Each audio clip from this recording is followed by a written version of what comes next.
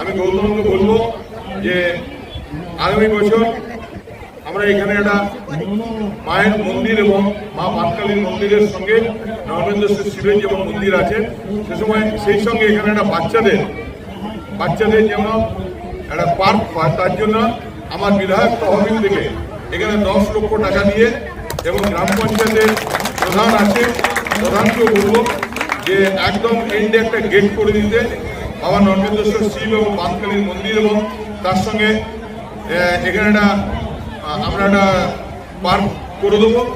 সেই পার্ক যেমন বাচ্চাদের খেলাধুলোর জায়গা হবে, সেরকমই আমরা আরেকটু এগিয়ে এই রাস্তা দিয়ে গিয়ে নদীর ধারে আমরা এখানে একটা পিকনিক স্পট করবো।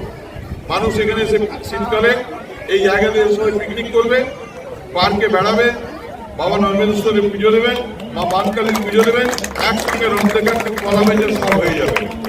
এবং একসঙ্গে আমরা এই এলাকার মানুষ এখানে যারা আছেন, এখানে ছোট ছোট আমি পঞ্চায়েতকে বলবো সেই সময় এখানে ছোট ছোট স্টল করে দেওয়ার জন্য। বেকার ছেলেদিকে স্টল দিলে পুজোর সামগ্রী এবং তার সঙ্গে যারা পিকনিক করতে আসবেন তাদের যাতে সুবিধা হয়। একসঙ্গে এটা একটা পর্যটন কেন্দ্র তুলে ধরার আমরা চেষ্টা করবো।